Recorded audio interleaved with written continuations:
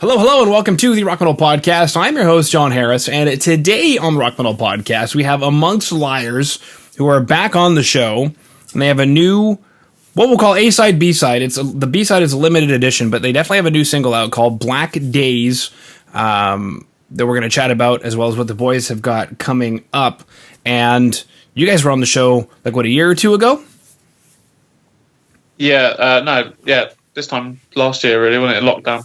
Yeah, and you guys have been busy. I'm looking at your Spotify. You guys have been busy. So I can't wait to dive into this, despite the fact that we are currently oceans apart.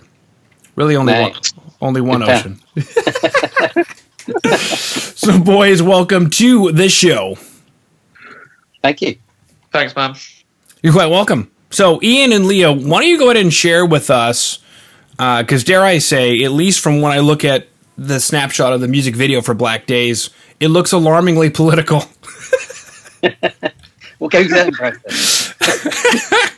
Oh, I don't know. So a politician of great merit, standing at a podium with the words "Start the fire." Yeah. That's don't need to watch anymore. It's pretty much got the gist of it.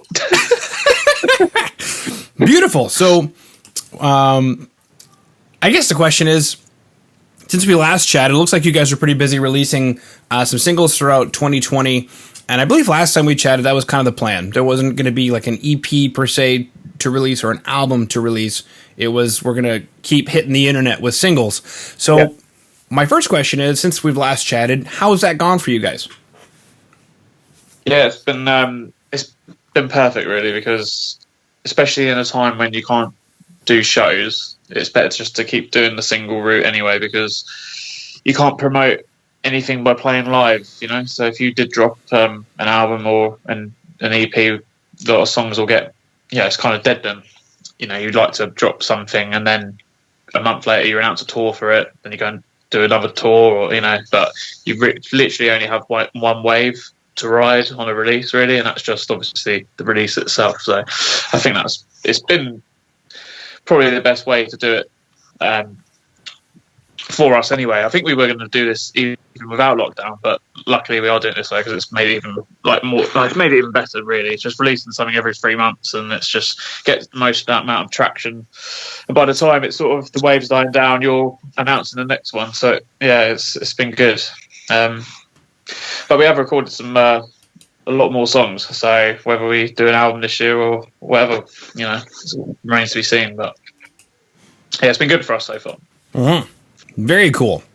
And I guess my next question with that is, what does that look like digitally? Are you guys getting more likes on social media? Are you guys able to track this response on, say, Spotify or Apple Music? How does that look from a digital perspective as opposed to, the shows are getting bigger kind of thing?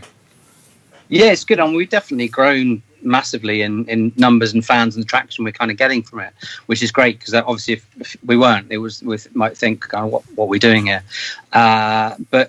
And it's difficult, like you said, you can't play shows, so you've got to do something. You've got to grow one way or the other. So we've done a lot of advertising around Instagram, Facebook, YouTube, and we're definitely we're picking up loads of numbers, getting good streams, good views, good comments, and a lot of people are kind of really really getting into it, which is great, and so keeps you really busy. I mean, this last 2 weeks, I think we've had 500 plays alone of the single across radio, which has been amazing. But it's like kind of you're constantly triggered on sort of on socials and promoting and stuff, which is great, because it brings more people in. And there's the whole thing about building stuff online and digital, and then you can kind of start when you start gigging again. Hopefully that will translate, because you're reaching all around the UK, all around the world, really. So when we get the shows, we can then kind of say, come and watch us in Manchester, Leeds, Birmingham, Cardiff, New York, wherever we play.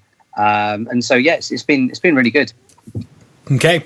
Well, and I'm looking at the Spotify page. I don't have Apple Music or anything up, but I've got Spotify up, and dare I say, like an independent band without a label. Which, I mean, not exactly, I don't know why that would sound offensive, but it's not, But you guys have, at least on Spotify, almost 6,000 monthly listeners, and your tracks are over close to 40,000 plays on these tracks, which that's impressive. I would call that impressive. Yeah, we always want more, don't we? I mean, but it's and we do. There's playlist promotions, and it's all about playlists and getting onto playlists, and we do have a plugger that pushes that side of things. Obviously, the same as a radio plugger and PR person as well. That it all kind of merges into each other, really. So you've got to do all these things these days if you want to get kind of noticed. There's so many bands out there doing it on this. It's like you've just got to just push it as much as you possibly can, as well as doing it ourselves socially, I suppose. Yeah, because I mean, most of the bands I chat with who are in your position, I'm looking at this and it's like 5 monthly listeners, and it's the less than 1,000 because they're so embarrassed to show you how few streams you've had, so they tell you it's less than 1,000. So I think it goes to show that getting into the radio play and getting into the playlist, which is my next question, what is that? How do you do that? Good question. Well, the guy I know from a band, he does PR work as well. Anyway, I got in touch with him. He was doing some work with some other bands, and obviously this Spotify pitching to playlists is obviously a big thing nowadays. I think a lot of people look at it really, and everyone listens to it. Everyone's got Spotify these days. Seems to be the go-to site to play music. So I think it's important for us to put a lot of eggs in that basket. So with working with the guy that does our pitching, it's been really good, and he'll pitch it to loads of independent playlists, but also the official Spotify playlist as well, which is why we've ended up on sort of Discover Weekly a few times, singles. If you build up enough traction. It's good. It's good to reach people you wouldn't normally, and then you get to see on our analytics where it's been played. It gets played around the world, like on all different playlists from different countries. So it's good. Yeah. And then you get paid 0.0001p a play. So we'll give it another 20 billion plays, and we might be kind of make about 100 quid. So it's all right. Yeah? Exactly. That's what it's all about. Yeah. Then we could get into a discussion of that's pretty much, I think, the only crippling point right now in the way the music industry is working is how streams are paid out. And I know that conversation's been going on for at least 10 years at this point. Yeah. I think I was listening to Josh Todd, lead singer of Buck Cherry. I don't know if you heard of that band, but he basically, they're quite a big band, but he basically says they have to tour, like that is to make money. They have to now tour all the time because obviously, people don't buy it anymore. It's all streams, and you make minimal money out of streams. So if it's a guy like that saying it, and we got no chance at the moment. So get on tour, sell merch, and do some physical copies once we do an EP or an album. So, but it's difficult as well, I suppose, and that's one of the reasons we decided we weren't going to release the B-side on Spotify, because we thought, right, we could sell this through our own site as a download with the 2 singles and a piece of artwork, and we could sell that directly to people via PayPal Me or whatever, PayPal, whatever it's called. And so we just literally had people email in and said, this is limited edition download's going to be available for a week before the actual release. It's the only way of getting the single, and then that effectively we sold out of those, and that effectively paid for the sort of some of the PR campaign. So I'm thinking that offers a bit of an incentive. All the money goes to us, and we can kind of plug that back into the band rather than saying you're going to get 1p for it, or 1 penny for every 1,000 downloads you're going to get, as in streams you're going to get. So we thought we'd just make the most of it that way, and a lot of bands do it via Bandcamp or wherever. We thought we're not like a massive band at the moment, so we might as well just sell it through our site. And it was busy. It was great to get some good numbers in. So it was just meant everything came back to us rather than giving it to Spotify or Apple. Was it just a download, or did you offer up something physical like a 7-inch vinyl or a CD or something? For this single, we did over the last year, around about I think August last year, we did a couple of online festivals, and we did a sort of a bootleg CD of the acoustic sort of performances, and we did a live performance as well, and we sold those as a kind of physical thing. This one is it was single, so we just set it up on a SoundCloud link that was downloadable, and then we did. I kind of a customized, signed piece of like artwork, the single artwork, and customize that to the person who was buying it. So that worked really well as well. So it's nothing physically sent out. But if we do an album or an LP or something like that, then, or an EP, then I think it's going to be, we're definitely going to do all the physical stuff as well, which would be good. Mm-hmm. Okay. So I guess you mentioned something about Bandcamp and SoundCloud, and we've got Spotify. Where do you find, I guess, for things that are directly within your power, where do you find you guys are getting the most traction? Is it SoundCloud? Is it Spotify? I'd say Spotify. Would you say that, Leo, or kind of? Yeah, I mean, we don't really use SoundCloud because I think SoundCloud we just use it. SoundCloud we just use it to upload our tracks, and we give it to like whoever our team is, like for the release, and they listen to it and give feedback, whatever. But we don't promote SoundCloud at all, really. I mean, I don't even know if are they even on SoundCloud like public, because I don't know. Like, yeah, some of them are public, but the ones we've released are anyway, because we do it. That sort of ties in with the BBC introducing thing we do. But yeah, generally with SoundCloud, mind you, SoundCloud have just literally announced they're going to do a fairer deal for musicians and stuff. But then that's going to be based on a subscription as well, isn't it? So they're trying to sort of combat and fight against Spotify and say, right, we're going to get subscribers to come in and we're going to give musicians a better download price as well. So I think they're trying to enter that market as well. But for the moment, we don't really do much promotion, like Leo said, on SoundCloud. It's all really plugged into Spotify. SoundCloud is really big for hip hop, though. Like, isn't it? It's more like a hip hop thing. So anyone I've known or friends that do it, they're like, "Oh yeah, just send you my SoundCloud link." So it seems to be like that genre. It's quite big on there. Mm-hmm. Like rock, really on there. Yeah, I mean, we'll see how far they get, because that's the whole story of Tidal. Yeah, exactly. Yeah, and that didn't happen. So yeah, I mean, Tidal's still around, but it definitely didn't have the. Oh, we're going to support musicians and everybody's going to flock over. I don't think anybody cares about musicians. Nobody cares. No, they don't. Didn't Jay-Z just sell it? Tidal, I think, didn't he? Or something like that. Or it's been bought out by someone. Yeah, probably did. Said that. Yeah. Well, then even Taylor Swift was like, screw it, I'm going back on Spotify. Yeah. Because you have to choose between staying relevant or getting paid. And sometimes... Exactly. I swear, man, we musicians, we're like cooks in the kitchen. Nobody gives a shit. They just want their food, and they want the dining room to look nice. Exactly. Anyway, you guys mentioned you dropped the word album and LP a few times. So is there an album in the works? Is that something that's being planned? Yeah, definitely. We've recorded an album, so hopefully we'll... we're just getting our mixes back for it this week or next week. So, we're recording another 9 tracks. We've still got another 2 tracks from the last recording that are being remixed as well. So we're going to have a choice of, obviously, all the 11 that haven't been played or released. And then, I mean, if we want to add on the ones we have released, then we've got them as well. So we've got about 18 tracks, basically, to choose from. Mm-hmm. So, and, so we want to release an album. That is the plan. Okay. I guess take us through that. Is it because by this point, I figure you guys have your production team. So you just went to the same guy who's been doing the mixing, mastering, engineering, whatever, and just said, do us an album. Is that kind of how it went?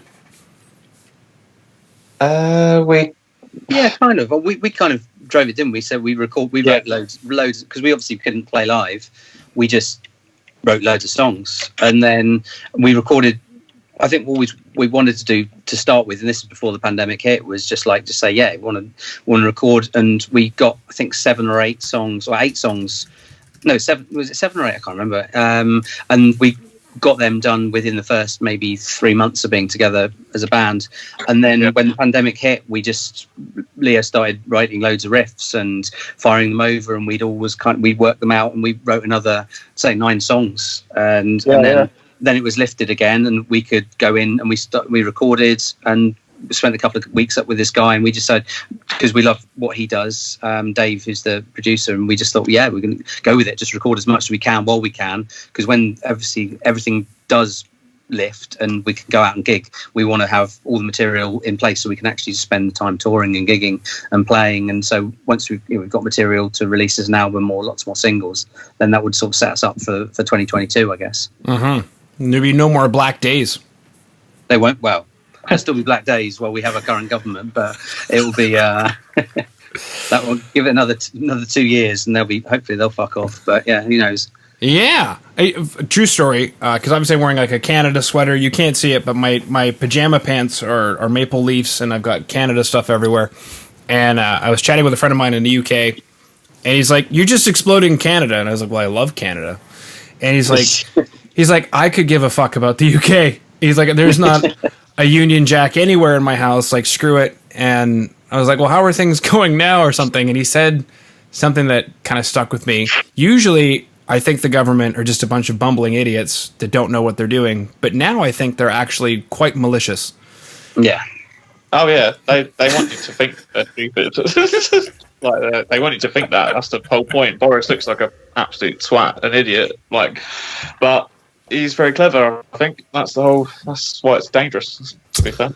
Yeah, there's so much spin. It's similar to what went on in America with Trump. I suppose that there's that kind of whole leaning faction of this kind of, I just see it as evil. It's not really, they're just out for their own gain. And that's, in a sense, that's what Black Days was about as a single. It was just like saying, right, there are these people that they're doing something not for the people they're supposed to be representing. They're not accountable. They just fuck up constantly, yet they get away with it. Mm-hmm. And going back to the British flag, obviously the patriotism, the symbol, I suppose, if you have the British flag, you're seen as a proper right-wing nationalist. And that's why a lot of people say, if you see that coming out, it's just like, well, I don't want to wear the Union Jack because I might be proud to be British in a sense, but that would infer that I've got these beliefs that make me sort of pure nationalist, which is just, it's weird. It's the same kind of thing as MAGA, I suppose, in America. Mm-hmm. Yeah. Which is sad. It's really sad. Yeah, well, it came close, actually, for that happening in Canada, but I think the only saving grace is that we have a Liberal government that is really quite different from what's going on there. But definitely towards the end of 2020, there was kind of a bit of a movement that started to mimic what was going on down there, but our government clamped down on it right away and outlawed, for example, the Proud Boys. So now... It's actually a terrorist organization that is not allowed to operate in Canada anymore. And not jokingly, I thought it was a joke, but somebody that I work with said, "Oh, well, it'll happen soon in the States." And no, it won't. They haven't even marked the KKK as a terrorist organization because there's too much money for the government to do that. There's too much lobbying coming from all those wealthy white people that exist. So. Yeah, tremendous situation. So yeah, I'm definitely proud to be where I'm at. And for a moment there, it was almost like, duh, I can't wear a maple leaf now because some ass bag is gonna like. Yeah. Oh man. Whew. All right. Well, there's the Black Days. Oceans Apart. What's that about? Is that a love song? We're oceans apart. I'm lying next to you, but we're oceans apart. That's not how the song went. I'm sorry. That's all right. No, I thought that would have improved it. That would have been the A-type. What is it about it? It's a bit like a love lost, I guess. Sea shanty more than I think. Kind of just poetry, isn't it? More. It's not more like a poem than walks. So being away from someone and just being in a different place, different headspace, kind of thing, and something not working, something So it's just general kind of angst meets bit of poetry, it's not really a love song. We don't really do love songs, but it's kind of just it's a statement, I suppose, on if you're in a relationship and you're kind of in different places and you're kind of not really getting each other, I suppose, that kind of thing. Mm-hmm. You guys have fantastic artwork. I think I mentioned that before last time you were on the show. Especially with Black Days. There's so much going on in that artwork. Yeah. That guy is insane. It's just been a pleasure to have someone that can do.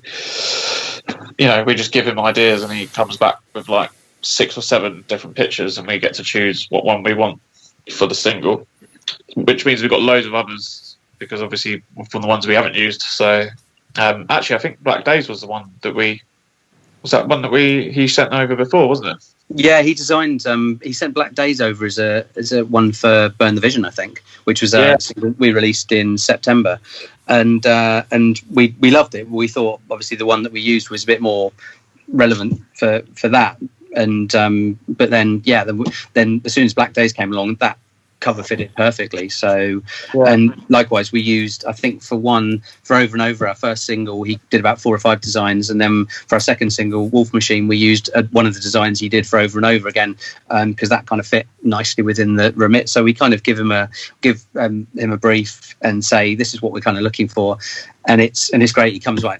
I'm always really excited where every time he sort of says, I've just dropped some more stuff into the Dropbox, have a look, and it's like, wow, his mind, just the way he works is brilliant. It's really clever. And that's what we want to do as well, make it a bit more visual, I suppose, isn't it? It's like we want to have good videos, we want to have good artwork, we want to have good music that complements each other, and go back to the old school, I suppose, in the days that that Pink Floyd did that kind of artwork, or Led Zeppelin, that kind of feel, I suppose, to it, and it just gives us an identity, and it just works really well with our music, I think.